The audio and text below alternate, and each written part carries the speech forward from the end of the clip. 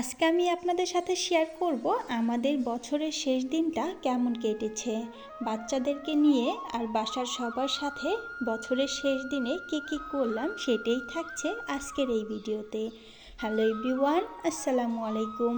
আশা করছি আপনারা সবাই ভালো আছেন। আলহামদুলিল্লাহ, আল্লাহর রহমতে আমরাও ভালো আছি।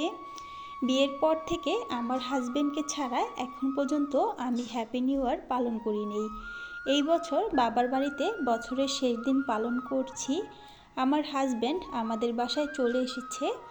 আসার সময় তাকে দিয়ে ঢাকা থেকে গরুর মাংস আনিয়েছি।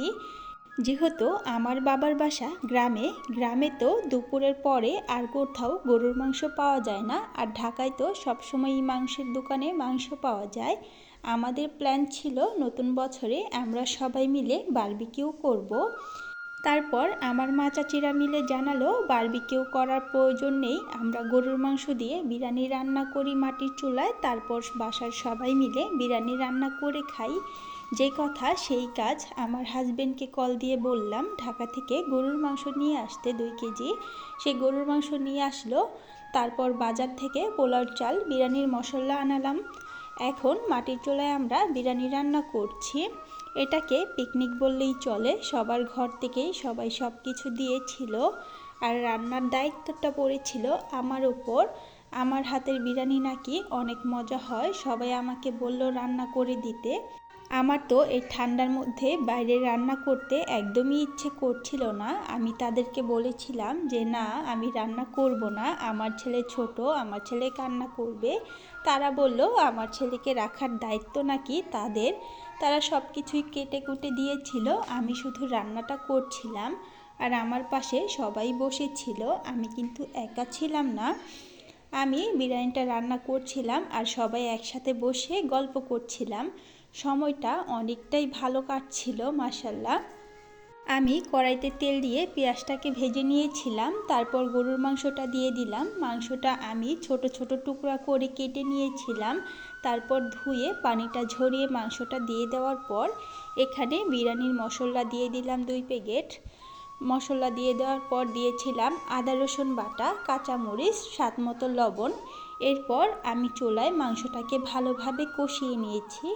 দেখতেই পাচ্ছেন মাংসটা থেকে তেলটা উঠে গেছে আর মাংসটা পুরোপুরি সিদ্ধ হয়ে গেছে। আমি কড়াইতে মাংসটা কষিয়েছিলাম। এখন পাতিলে মাংসটাকে ঢেলে নিচ্ছি, যেহেতু আমি বড় একটা পাতিলে বিরিয়ানিটা রান্না করব। আমি পোলার চালটা কিন্তু আগে থেকে ধুয়ে পানিটা ঝরিয়ে রেখে দিয়েছি। মাংসটাকে পাতিলে ঢেলে নিচ্ছিলাম, আর এখানে কিন্তু অনেকটাই অন্ধকার ছিল। ফোনের লাইট জ্বালিয়ে তারপর আমি রান্নাটা করেছি। যেখানে চুলাটা বানানো হয়েছিল সেখানে কোনো লাইটের ব্যবস্থা ছিল না। আমি মাংসটাকে কষিয়ে নেওয়ার পর বিরিয়ানি রান্না করার জন্য পরিমাণ মতো গরম পানি করে নিয়েছিলাম। এখন আমি মাংসর মধ্যে দিয়ে দিলাম ধুয়ে রাখা পোলাও চালগুলো যেহেতু আমি অনেকটাই আগে ধুয়ে পানিটাকে ঝরিয়ে নিয়েছিলাম, চালটা অনেকটাই ঝরঝরা ছিল। এখন চলে আসলাম ঘরে। নিউ ইয়ার উপলক্ষে অন্য বাসা থেকে আমাদের বাসায় খিচুড়ি বিরিয়ানি চলে আসছে। আমাদের বিরিয়ানিটা যেহেতু এখনও রান্না হয়নি, আমরা সবাই মিলে এগুলো খেয়ে নিলাম। আর এখানে সবাই মিলে আমরা অনেক মজা করছিলাম। আমার ছোট চাচাতো ভাই এখানে গিটার বাজাচ্ছিল, আর আমার মেয়েটা বসে গান গাচ্ছিল। আমরা সবাই মিলে অনেকটা সময় এরকম মজা করেছি। গান গাওয়া শেষ করে এবার তো নাচানাচির পালা। বাসার সবগুলো বাচ্চা এতটাই খুশি ছিল মাশাল্লাহ, তারা অনেক আনন্দ করেছে। তাদের সাথে সময় কাটাতে আমার অনেক ভালো লেগেছে। গান গাওয়া শেষ করে এখন এখানে গান চালানো হয়েছে, সবাই পছন্দের গানগুলো চালাচ্ছিল। আর আমার ছেলেটাকে তো দেখতেই পারছেন, সে তো গানের সাউন্ড শুনে নাচ শুরু করে দিল। তার নাচ দেখা দেখি সব বাচ্চারাই নাচানাচি শুরু করে দিবে। আজকের এই বছরের শেষ দিনটা অনেক ভালো কেটেছে, আল্লাহর কাছে লাখ লাখ শুকরিয়া। আর বছরের শেষ দিনে আমরা চেয়েছিলাম বাসার সবাই মিলে একসাথে বসে খাওয়া দাওয়া করব, সেটাই হয়েছে। আর দেখতেই পারছেন আমরা কতটা মজা করেছিলাম। আমার ছোট ভাই আর আমার আরেকটা মামা হয়, তারা দুজন তো বরখা পরে এখানে মেয়েদের মতো নাচানাচি করছিল। আর সব বাচ্চারা এতটাই খুশি হয়েছিল যে তারাও নাচ শুরু করে দিল। বছরের শেষ দিনকে কে কীভাবে কাটিয়েছেন আর নতুন বছরকে কে কীভাবে বরণ করেছেন কমেন্ট করে জানিয়ে দিবেন। আমাদের বছরের শেষ দিনটা তো অনেক ভালো কেটেছে।